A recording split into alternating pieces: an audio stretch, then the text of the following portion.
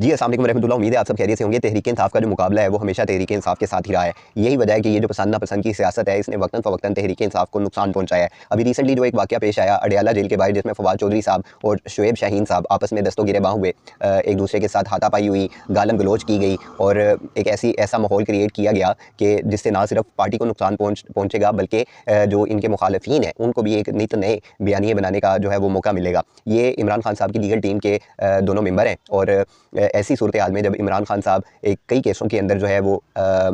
कैद काट रहे हैं, ये आपस में एक दूसरे के साथ लड़ झगड़ रहे हैं, ये इंतहाई अफसोसनाक मामला है। दूसरा ये कि जो शेर अफजल मुरव्वत साहब हैं उनके हवाले से काफ़ी अरसे से खबरें गर्दिश कर रही थी कि पार्टी उनको डिसोन कर रही है। खुद इमरान खान साहब उनके कई ऐसे बयानी हैं जिनसे मुतमईन नहीं है, तो ये बात भी क्लियर हो गई। और जो वकला टीम है इमरान खान साहब की, जिनके साथ उनकी मुलाकातें होती हैं, बकौल उनके खान साहब ने शेर अफजल मुरव्वत साहब को पार्टी से टर्मिनेट कर दिया है। अब ये जब खबर सामने आई तो कई सारे जो सीनियर कायदीन हैं पार्टी के, उन्होंने इस बात से लाइलमी का इजहार किया और कईयों ने कहा कि अगर ये बात सच है तो हम खान साहब से रिक्वेस्ट करते हैं कि वो दोबारा इस फैसले के ऊपर नज़र षानी करें। अब इस सारे मामले के ऊपर जो शेर अफजल मुरव्वत साहब हैं उनका जो बयानिया सामने आया है वो ये कहते हैं कि वो पाकिस्तान तहरीक इंसाफ के मेंबर हैं, वो इमरान खान साहब के साथ खड़े हैं और वो उनके नज़रिए के साथ खड़े हैं और उन्होंने उस वक्त पार्टी का साथ दिया जब पार्टी का नाम लेने वाला कोई नहीं था। ज़ाहिर है 9 मई के बाद जिस तरह के हालात सामने आए, उस वक्त ना आप कोई वर्कर कन्वेंशन कर सकते थे, ना आप कोई एहतजाज कर सकते थे, ना आप कोई जलसे जुलूस कर सकते थे, ना ही किसी किस्म का भी पॉलिटिकल प्रोटेस्ट आप कर सकते थे। इस सारे सिनेरियो में शेर अफजल मुरव्वत साहब ने पाकिस्तान के कई बड़े शहरों के अंदर तहरीक इंसाफ की क़यादत की और लोगों ने बड़े जज्बे के साथ शेर अफजल मुरव्वत साहब का साथ दिया। और हमने ये अपनी आंखों से देखा कि शेर अफजल मुरव्वत साहब जिस भी तकरीब का हिस्सा बनते थे, जब वो वहाँ तशरीफ़ लाते थे तो लोगों का एक जो जज्बा होता था, जो उनकी खुशी होती थी, वो काबिल दीद होती थी। तो जो उनका पॉपुलैरिटी का ग्राफ था वो एक हाई लेवल के ऊपर चला गया था और जो बकौल उनके साथी हैं, कई सारे लोगों को ये पॉपुलैरिटी हज़म नहीं हो रही थी, जिसकी सिनेरियो पर उनके हवाले से इमरान खान साहब को गलत गाइड किया गया और गलत फहमियाँ पैदा की गई। दूसरा ये कि शेर अफजल मुरव्वत साहब ने KPK में अकाउंटेबिलिटी के हवाले से बात की, डिमांड की और साथ ही साथ जो तहरीक इंसाफ के ऑफिशियल पेजेस चल रहे हैं, चाहे वो यूट्यूब पे हैं, फेसबुक पे हैं या कहीं पे भी हैं,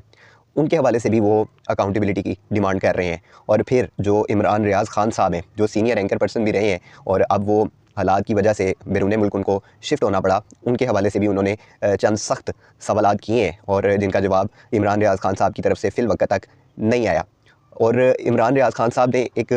तकरीर की थी जिसमें उन्होंने कहा था कि सवाल करेंगे, जवाब मांगेंगे टक्कर के लोग। तो ये सारी सूरत हाल अब हमें प्रैक्टिकली नज़र आ रही है। तहरीक इंसाफ का जो वर्कर है, जो ग्रास रूट लेवल पे काम करता है, और ये वो लोग हैं जो हकीकतन सवाल करना जानते हैं और जवाब भी मांगते हैं। यानी इसकी मिसाल अगर मैं आपको दूँ तो लाहौर में काना जलसा था और तहरीक इंसाफ को बड़े अरसे बाद किसी जलसे की बड़ी मुश्किल से इजाज़त मिली थी। वो भी जगह मीनार पाकिस्तान का इंतखाब किया गया था, लेकिन गवर्नमेंट ने काने में इनको जलसे की इजाज़त दी। तो वहाँ पर जब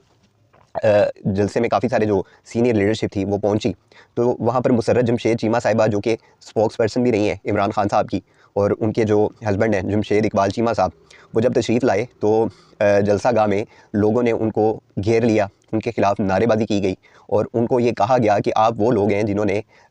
इमरान खान साहब को मुश्किल हालात में छोड़ दिया था। प्रेस कॉन्फ्रेंस की थी। सिर्फ ये 2 शख्सियात नहीं, इनके अलावा भी जितने लोगों ने प्रेस कॉन्फ्रेंस की और PTI से लाताल्लुकी का ऐलान किया था, उन लोगों का जो घेराव है वो ये वर्कर करते हैं और ये सवाल करते हैं उनसे, और वो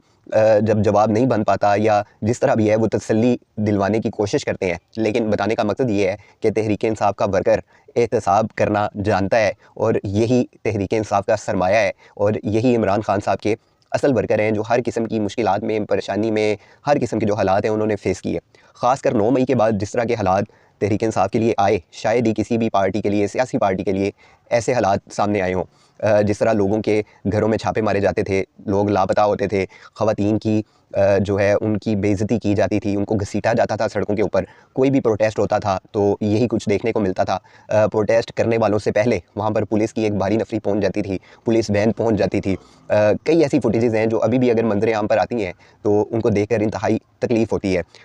लोगों के चादर और चारदीवारी के तकद्दुस को पमाल किया जाता रहा। माओं के सामने बेटों को मारा जाता था, बेटों के सामने माओं को मारा जाता था। इसी तरह यानी कोई भी महफूज नहीं था। वो ऐसा एक खौफनाक दौर था जो तहरीक इंसाफ ने गुजारा और बड़ी सब्र और तहम्मुल के साथ गुजारा, अभी भी जो सीनियर लीडरशिप है, जिनमें ख़वातीन भी शामिल हैं, जिनमें मर्द हजरात भी शामिल हैं, वो अभी तक उन्हीं केसेस के अंदर कैदोबंद की जो सोबतें हैं वो बर्दाश्त कर रहे हैं। अदालतों से रिलीफ मिलने के बावजूद जो है किसी किस्म का फ़ैसला नहीं हो पाता, और अगर ज़मानत हो भी जाती है तो किसी और केस के अंदर उनकी दोबारा गिरफ्तारी डालकर उनको दोबारा सलाखों के पीछे डाल दिया जाता है। अभी हमारे जो आर्मी चीफ़ हैं, उन्होंने कल एक मीडिया टॉक की है जिसमें उन्होंने कुरानी आयात का भी हवाला दिया है और ख़वातीन के तकद्दुस के हवाले से उन्होंने बातें की हैं। और दूसरा उन्होंने जो पाकिस्तान के अंदर इस वक्त मुश्किलात हैं, जो दहशतगर्दी के मसाइल हैं और मुल्की सलामती के जो मसाइल हैं, और एक स्पेसिफ़िक उन्होंने वर्ड इस्तेमाल किया फितनतुल ख़वारिज के हवाले से कि जी पाकिस्तान में इस वक्त जो फितने हैं उनका किला कमा करना बड़ा ज़रूरी है। और साथ उन्होंने ये भी ऐड किया कि अगर कोई चाहता है कि रियासत उसके साथ रहम का मामला करे तो उसको चाहिए कि वो रियासत के सामने अपने आप को सरेंडर कर दे, और अगर वो नहीं करता तो फिर पाक फ़ौज किसी किस्म की जो नरमी है वो नहीं करेगी। इस सारे बयान के बाद जब सोशल मीडिया के ऊपर कई ऐसी वीडियोस, कई ऐसी फुटेजेस हमें कल से देखने को मिल रही हैं जिनमें ख़वातीन को घसीटा जा रहा है, उनके किसी के दांत टूटे हुए हैं, किसी के नाक से खून बह रहा है, किसी का सर फटा हुआ है, कोई माजूर ख़तून है तो उसको पुलिस वाले जो है वो बालों से पकड़ कर घसीट रहे हैं। अजीब किस्म की एक सूरत हाल है, और लोग पूछ रहे हैं कि हम भी वही मुहिब वतन पाकिस्तानी हैं, नेशनल हैं पाकिस्तान के, और हम अपना पुरअमन जो एहतजाज है उसको रिकॉर्ड करवाने के लिए बैठते थे तो हमारे साथ ये सलूक किया जाता था कि मारा पीटा भी जाता था, भगाया भी जाता था, खौफ व हरास का एक ऐसा मामला कर दिया जाता था जो कि समझ से बाहर था। तो लोग क्वेश्चन कर रहे हैं कि हम कौन थे। उन्होंने ये भी ऐड किया कि हु आर यू, आप लोग कौन हैं, कौन होते हैं इस मुल्क की जो निज़ाम है उसको ख़राब करने वाले, या इसकी जो इसमें जो अमन और सलामती है उसको बिगाड़ने वाले, हम इसको टॉलरेट नहीं करेंगे। तो उस सारे सीन के बाद कल से सोशल मीडिया के ऊपर कई सारी फुटेजेस देखने को मिल रही हैं। पीका एक्ट, उसके हवाले से काफ़ी सारी बातें की जा रही हैं। पीका एक्ट के जो मंजूर हो गया और इसकी वजह से जो आज़ादी राय का जो एक इजहार है उसको रोकने की कोशिश की गई, और इस हवाले से जो Pakistan union of journalist federation के जो दोबारा सदर भी मुंतखब हो गए हैं, राना अजीम साहब, उन्होंने एक बड़ा ज़बरदस्त प्रोग्राम किया जिसमें उन्होंने सीनियर सहाफ़ियों को भी मदऊ किया, सियासी शख्सियात को भी बुलाया। उनमें जो हामिद मीर साहब हैं उन्होंने अपनी एक तकरीर भी की, और उन्होंने स्पीकर एक्ट को गैर इलानिया मार्शल के साथ तशबीह दिया कि ये लोगों का जो इजहार राय है उसको रोकने का ये एक ज़रिया बनेगा ये पीका एक्ट। और उन्होंने भरपूर इसकी मुखालफत की, और उन्होंने ये ऐलान जंग किया कि हम इस कानून के ख़िलाफ़ हर हद तक जाने के लिए तैयार हैं, हम नहीं चाहते कि ये कानून बाकायदा हिस्सा बने। अब इस वक्त जो पाकिस्तान में जो हुकूमत है वो 17 सीटों वाली है, और हकीकतन अगर आप देखें तो जो 180 सीटों वाले थे जिसको पाकिस्तान की कौम ने अक्सरियत दी वो इस वक्त जेल के अंदर बंद है। और जब जमहूरियत अक्सरियत का नाम है, और अक्सरियत वही है जिसको अवाम मुंतखब करती है, लेकिन इस इलेक्शन में जो 8 फरवरी को हुआ, अवाम के वोटों के ऊपर सरेआम डाका मारा गया। हमने देखा कि जहाँ जहाँ पर विक्ट्री हो रही थी वहीं पर अगले दिन नताइज बिल्कुल यकसर मुख्तलिफ थे, और जो जीता हुआ कैंडिडेट था वो हार गया, इंतखाबी निशान भी छीन लिया गया। फिर कागजात नामजदगी जमा करवाते हुए जिन जिन मुश्किलात का सामना रहा वो भी सबके सामने है। तो ये इन सारी मुश्किलात के बावजूद, इन सारी एक खौफ व हरास की लहर के बावजूद तहरीक इंसाफ वो जमात है जिसने सर्वाइव किया। और आप ये बात याद रखें कि तहरीक इंसाफ सिर्फ इमरान खान साहब के साथ मंसूब है, और इमरान खान ही तहरीक इंसाफ है। इस वक्त अगर लोग चल रहे हैं तहरीक इंसाफ के हामी हैं तो वो मौजूदा जो क़यादत है उसके साथ नहीं है, वो इमरान खान साहब के एजेंडे के ऊपर हैं, उसके नज़रिए को फॉलो कर रहे हैं और सिर्फ उसी का साथ देने के लिए हैं। बाकी कोई भी शख्स अगर ख़ुद को तहरीक इंसाफ का वैसा एक रहनुमा बनाकर पेश करेगा जो कि खान साहब हैं तो वो मुमकिन नहीं है। तहरीक इंसाफ सिर्फ इमरान खान साहब की हद तक महदूद है। अब जो मौजूदा हुकूमत है फार्म 47 वाली, जो हमारी वज़ीर आला हैं पंजाब की और जो हमारे वज़ीर आज़म हैं, वो जिस किस्म के इनिशिएटिव ले रहे हैं इस वक्त वो सबके सामने है। ग्रीन बेल्ट्स हैं, उनमें सड़कें बनाना है, उनमें तजावुज़ात के ख़िलाफ़ ऑपरेशन है, उनमें कॉरपोरेशन का जो अमला है वो एक बेलगाम जानवर की तरह भाग रहा है, और ना सिर्फ भाग रहा है बल्कि लोगों का नुकसान कर रहा है, उनकी चीज़ों को तोड़ रहा है। और आप देखें कि 1 महीने के बाद चंद दिन रह गए हैं, रमज़ानुल मुबारक का महीना शुरू होने वाला है। तो ये वो महीना है जहाँ पर मुसलमानों के लिए गैर जो दूसरे ममालिक हैं वो मुसलमानों के लिए चीज़ों की जो अशिया है उनकी कीमतों को कम कर देते हैं। और ये जो इस्लामी जमहूरियत पाकिस्तान है यहाँ पर ये अक्सर उल्टा एक मामला है कि यहाँ पर जैसे ही ये महीना करीब आता है एशियाई खुर्दो नोश की कीमतों में इजाफा होता चला जाता है, महंगाई की शरह में इजाफा हो चला जाता है। तो ये सारी जितनी लड़ाइयाँ हो रही हैं, जितने भी सियासतदान ये पिछले 70 दहाइयों से आपसी लड़ाइयों के अंदर मशगूल हैं, इन सारे मामलात में जो एक आम आदमी है, जो एक गरीब आदमी है, जो इस कौम के असल जो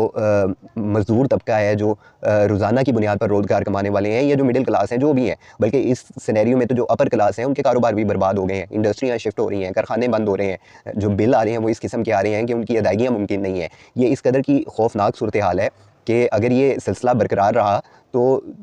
आगे आने वाले चंद सालों में हालात जो हैं वो मज़ीद कशीदगी का बायस बन सकते हैं। तो इस वक्त पाकिस्तान को एक ऐसे मामला की ज़रूरत है कि जिसमें अवाम की जो आवाज़ है, जो अक्सरियत की आवाज़ है, उसको ना सिर्फ एक्सेप्ट किया जाए बल्कि उनको हर मुमकिन जो है रिलीफ देने की कोशिश की जाए। और कम से कम इस हुकूमत से ये तवक्को नहीं की जा सकती, ये जिस किस्म के इनिशिएटिव ले रहे हैं, जो ये प्रोग्राम्स दे रहे हैं, उनके अंदर भी करप्शन की जो है वो सदाएँ बुलंद होना शुरू हो गई हैं। और ना सिर्फ जो लोग तैयब अर्दोगान साहब हैं, जो सदर हैं तुर्की के, उन्होंने दौरा किया और उन्होंने इमरान खान साहब के जो इनिशिएटिव थे उनके बारे में भी बात की, और उन्होंने कहा कि मुझे खुशी होती है अगर इमरान खान साहब भी इस वक्त यहाँ पर मौजूद होते, और इस दौरान शहबाज शरीफ साहब जो इस वक्त के वज़ीर आज़म हैं वो मौजूद थे। और ये एक बड़ी एम्बेरसमेंट वाला मामला था अगर समझने की कोशिश की जाए कि इस वक्त जो इंटरनेशनल मीडिया है और जो बाहर के ममालिक हैं उनका पाकिस्तान के मुतालिक, पाकिस्तान की हुकूमत के मुतालिक जिस किस्म का ख्याल है वो इंतहाई जो है वो हमारे लिए अफसोस का बायस है। दुआ गो हैं कि अल्लाह इस पाकिस्तान के लिए आसानी वाला मामला फरमाए, इस पाकिस्तान को पुरअमन बनाए और एक ऐसी कामयाबी इनको अता फरमाए कि जो पाकिस्तान की कौम है वो सुख का सांस ले सके। खुदारा आपसी लड़ाइयों से इज्तनाब करें, इस मुल्क कौम का सोचें, इस पाकिस्तान का सोचें। अगर आप जमहूरियत के इक़दार को फॉलो करेंगे तो यकीनन आप कामयाब होंगे, लेकिन अगर आप अक्सरियत की आवाज़ को दबाने की कोशिश करेंगे तो मसाइल का सामना होगा। अल्लाह इस पाकिस्तान का हामी और नासिर हो। अल्लाह आप सबको अपने हिफ्ज़-ओ-अमान में रखे। जज़ाकल्लाह।